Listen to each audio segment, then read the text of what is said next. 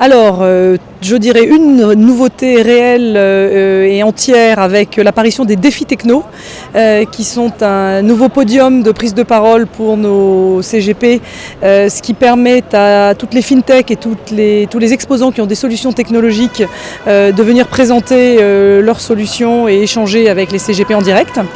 Une deuxième chose, c'est que nous avons beaucoup accéléré les formations que nous avions réintroduites l'an dernier. Donc il y a eu 21 modules de formation disponibles sur Patrimonia pour pouvoir toujours continuer à monter en compétences en permanence. Ça, c'était très important. Et puis le dernier point, c'est qu'on a apporté un soin tout particulier au programme cette année avec le recrutement d'une directrice éditoriale qui a donc travaillé à un programme qui nous a permis de voir des salles de conférences extrêmement pleines depuis le début.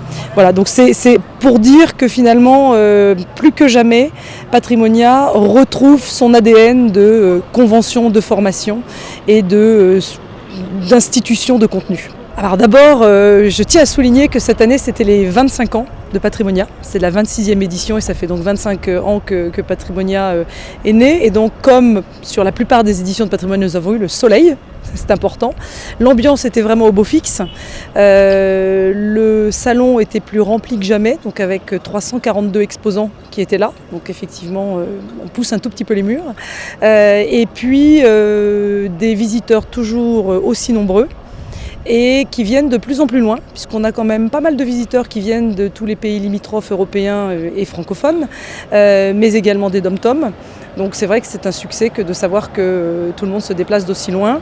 Un plateau d'exposants toujours aussi varié qui essaye de représenter toute l'offre pour les CGP, avec notamment 25% de sociétés immobilières, 40% d'asset managers, et puis ensuite la répartition entre du private equity, de la défiscalisation et de l'assurance bien sûr. Voilà.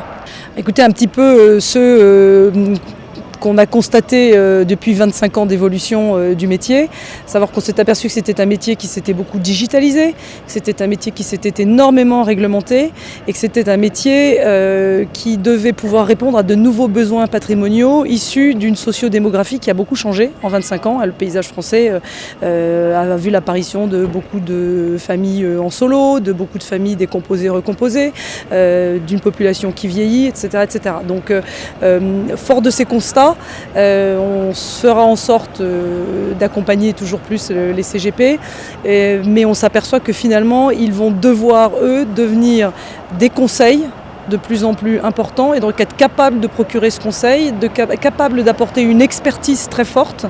Et donc c'est pour ça qu'on continuera sur Patrimonia à se faire fort de leur permettre de se former, de s'informer et de s'inspirer. Donc je vous dis à tous, rendez-vous le 1er et le 2 octobre l'an prochain, puisque c'est rare, nous aurons une manifestation qui se déroulera début octobre et non pas fin septembre. Rendez-vous à tous l'an prochain, merci.